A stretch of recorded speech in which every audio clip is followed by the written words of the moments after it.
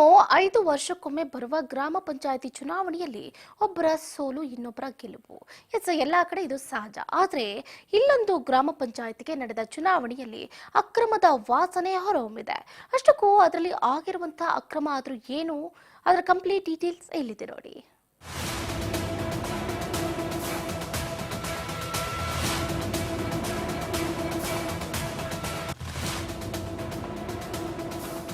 ಗ್ರಾಮ ಪಂಚಾಯತ್ ಚುನಾವಣೆಯಲ್ಲಿ ಅಕ್ರಮದ ವಾಸನೆ. ಅಕ್ರಮ ನಡೆಯಲು ಚುನಾವಣೆ ಅಧಿಕಾರಿಗಳೇ ಕುಮ್ಮಕ್ಕು ನೀಡಿದ್ದಾರಂತೆ. ಚುನಾವಣೆಯ ನಿಯಮಗಳನ್ನು ಗಾಳಿಗೆ ತೂರಿದ್ರ ಅಧಿಕಾರಿಗಳು. ಮರು ಮತದಾನಕ್ಕೆ ಕಾಂಗ್ರೆಸ್ ಮುಖಂಡರಿಂದ ಆಗ್ರಹ.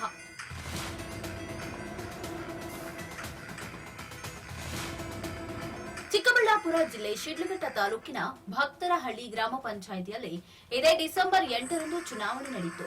ಚುನಾವಣೆಯಲ್ಲಿ ಅಕ್ರಮ ನಡೆದಿದೆ ಅಂತ ಕಾಂಗ್ರೆಸ್ ಮುಖಂಡರು ಆರೋಪಿಸಿದ್ದಾರೆ.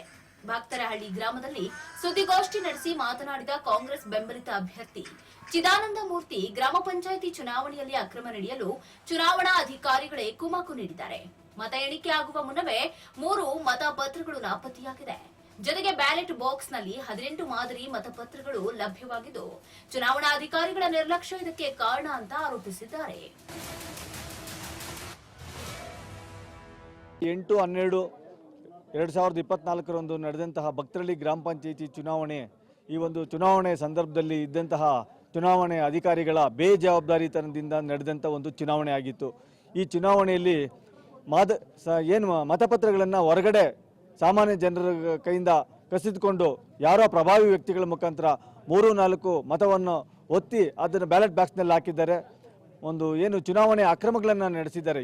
ಅಲ್ಲಿದ್ದಂತಹ ಒಂದು ಪೊಲೀಸ್ ಅಧಿಕಾರಿಗಳು ಸಹ ಬೇರೆ ಪಕ್ಷಗಳ ಒಂದು ಅಭ್ಯರ್ಥಿಗಳ ಜೊತೆ ಶಾಮೀಲಾಗಿ ಇದಕ್ಕೆ ಕುಮ್ಮಕ್ಕನ್ನು ಸಹ ಅವರು ಸಹ ಪೊಲೀಸ್ ಅಧಿಕಾರಿ, ಬೂತ್ಗೆ ಬಂದಿರತಕ್ಕಂಥ ಪೊಲೀಸ್ ಅಧಿಕಾರಿ, ASI ಆಗಿರ್ತಕ್ಕಂಥ ಯಾರೋ ಒಬ್ಬ ಅಧಿಕಾರಿ ನಮ್ಮ ಮೇಲೆ, ನಾವು ಯಾವುದಾದ್ರು ಪ್ರಶ್ನೆ ಮಾಡಿದ್ರೆ ನಮ್ಮ ಮೇಲೆ ದಬ್ಬಾಳಿಕೆ ಮಾಡಿದ್ದಾರೆ, ಆ ವ್ಯಕ್ತಿನ ಕೂಡಲೇ ಸಸ್ಪೆಂಡ್ ಮಾಡಬೇಕು. ಅಕ್ರಮಕ್ಕೆ ಅವರಿಗೆ ಸಹಕಾರ ನೀಡಿರ್ತಾರೆ. ಮತ್ತು ಚುನಾವಣೆ ಮುಗಿದ ನಂತರ ಒಂದು ಮತ ಎಣಿಕೆ ಕೇಂದ್ರಕ್ಕೆ ನಾವು ಹೋದಾಗ 12ನೇ ತಾರೀಕು ಅಲ್ಲಿ ಮತ ಎಣಿಕೆ ಪ್ರಕ್ರಿಯೆ ಸ್ಟಾರ್ಟ್ ಆಯಿತು.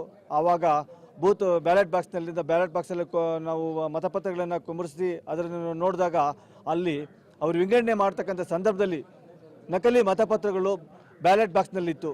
ನಿಜವಾದ ಮತಪತ್ರಗಳನ್ನು ಯಾರೋ ಒಬ್ಬ ವ್ಯಕ್ತಿಗಳ ಮುಖಾಂತರ ಅದನ್ನು ನಿಜವಾದ ಮತದಾರರಿದ್ದರು ಯಾವುದೋ ಡೂಪ್ಲಿಕೇಟ್ ಮತಪತ್ರವನ್ನು ಬ್ಯಾಲೆಟ್ ಬಾಕ್ಸ್ನಲ್ಲಿ ಹಾಕೋದು, ನಿಜವಾದ ಮತಪತ್ರವನ್ನು ಆಚೆ ತಗೊಂಬಂದು ಕೊಡೋದು. ಅದಕ್ಕೆ ಮುಗ್ಧ ಮತದಾರರನ್ನು ಬಲಿಪಟ್ಕೊಂಡಿದ್ದಾರೆ. ಮುಗ್ಧ ಮತದಾರರು ಇವತ್ತು ಅವರು ಒಂದು 4-5 ಸಾವಿರ ಫಿಕ್ಸ್ ಮಾಡಿದ್ದಾರೆ. ಆ 4-5 ಆಚೆ ಅಂಶಕ್ಕೆ ಅವರು ನಿಜವಾದ ಬ್ಯಾಲೆಟ್ ಪೇಪರನ್ನು ಆಚೆ ತಗೊಂಡೋಗಿ ಕೊಟ್ಟಿದ್ದಾರೆ. ಇನ್ನು ಭಕ್ತರಹಳ್ಳಿ ಗ್ರಾಮ ಪಂಚಾಯಿತಿ ಚುನಾವಣೆಯಲ್ಲಿ ಅಧಿಕಾರಿಗಳು ನಿಯಮಗಳನ್ನ ಗಾಳಿಗೆ ತೂರಿತು. ಇದರಿಂದ ಮತದಾರರ ಹಕ್ಕುಗಳನ್ನ ಕಸಿದುಕೊಳ್ಳುವ ಹುನ್ನಾರ ನಡೆದಿದೆ. ಮತದಾರರಿಂದ ಅಕ್ರಮವಾಗಿ ಮತಪತ್ರಗಳನ್ನ ಖರೀದಿಸಲಾಗಿದೆ ಅಂತ ಗ್ರಾಮಸ್ಥರು ಅನುಮಾನವನ್ನು ವ್ಯಕ್ತಪಡಿಸಿದ್ದು, ಕೂಡಲೇ ಸಮಗ್ರ ತನಿಖೆ ನಡೆಸಿ ಭಕ್ತರಹಳ್ಳಿಯ ಬ್ಲಾಕ್ 2ರಲ್ಲಿ ಮರು ಮತದಾನ ನಡೆಸಬೇಕು ಅಂತ ಗ್ರಾಮಸ್ಥರು ಆಗ್ರಹಿಸಿದ್ದಾರೆ. ಈ ಬಗ್ಗೆ ಚುನಾವಣಾ ಅಧಿಕಾರಿಗಳು ಹಾಗೆ ತಹಶೀಲ್ದಾರ್ಗೆ ಮಾಹಿತಿ ನೀಡಿದ್ರು. ಯಾವುದೇ ಕ್ರಮ ಕೈಗೊಂಡಿಲ್ಲ ಅಂತ ಅಧಿಕಾರಿಗಳು ಜೆಡಿಎಸ್ ಏಜೆಂಟರ್ನಂತೆ ವರ್ತಿಸುತ್ತಿದ್ದಾರೆ ಅಂತ ಯುವ ಕಾಂಗ್ರೆಸ್ ಮುಖಂಡ ಮಧು ಆರೋಪಿಸಿದ್ದಾರೆ. ಪಂಚಾಯಿತಿ ಚುನಾವಣೆ ನಡೆದಿದ್ದು, ಇದರಲ್ಲಿ 2ನೇ ಡಿವಿಷನ್ನಲ್ಲಿ 983 ಮತ ಚಲಾವಣೆ ಆಗಿದೆ ಅಂತೇಳಿ ಅಧಿಕಾರಿಗಳೇ ನಮಗೆ ಲಿಖಿತ ರೂಪದಲ್ಲಿ ಕೊಟ್ಟಿದ್ದಾರೆ. ಆ ಚಲಾವಣೆ ಆದ ಮತಗಳು ಕೌಂಟಿಂಗ್ ಹೋದಾಗ 3 ಮತ ಮಿಸ್ ಆಗಿದೆ, ಬ್ಯಾಲೆಟ್ ಪೇಪರ್ಸ್ ಮಿಸ್ ಆಗಿದ್ದಾವೆ. ಈ ಬ್ಯಾಲೆಟ್ ಪೇಪರ್ಸ್ನ ಹೇಗೆ ಮಿಸ್ ಆಯಿತು, ಯಾಕೆ ಬೂತ್ ಒಳಗಡೆ ಬಿದ್ದಿಲ್ಲ ಅನ್ನೋದು ನಮ್ಮ ಕ್ವಶನ್ನು. ಇದರಲ್ಲಿ ಏನಾದರೂ ಅಧಿಕಾರಿಗಳು ಶಾಮೀಲಿದ್ದಾರಾ, ಇಲ್ಲ ಬೇರೆ ಏನಾದರೂ ತೊಂದರೆ ಆಗಿದೆಯಾ ಅನ್ನೋದ್ರ ಬಗ್ಗೆ ನಮಗೆ ಸಂಶಯ ಸ್ಟಾರ್ಟ್ ಆಗಿದೆ. ಮತ್ತು 2ನೇ ವಿಚಾರ ಏನು ಅಂತಂದರೆ, ಈ ಬ್ಯಾಲೆಟ್ ಪೇಪರ್ಗಳ ಥರನೇ ಮಾದರಿ ಮತಪತ್ರಗಳು 18 ಅದರೊಳಗಡೆ ಇದೆ. ಒಬ್ಬ ವ್ಯಕ್ತಿ 1 ಮತಪತ್ರನ ಅದರೊಳಗಡೆ ಹಾಕೋದಕ್ಕೆ ಅವಕಾಶ ಇದೆ. 18 ಎಲ್ಲಿ ಎಕ್ಸ್ಟ್ರಾ ಬಂದವು? 2ನೇದು. 3ನೇ ವಿಚಾರ, ಒಂದೇ ಬ್ಯಾಲೆಟ್ ಒಳಗಡೆ 3 ಪೇಪರ್ಸ್ನ ಮಡಚಿ ಅದರೊಳಗಡೆ ಹಾಕಿದ್ದಾರೆ. ಒಬ್ಬ ವ್ಯಕ್ತಿ 3 ಮಡಿಸಿ ಒಳಗಡೆ ಹಾಕ್ತಾರೆ ಅಂತಂದರೆ ಅದು ಹೇಗೆ ಸಾಧ್ಯ?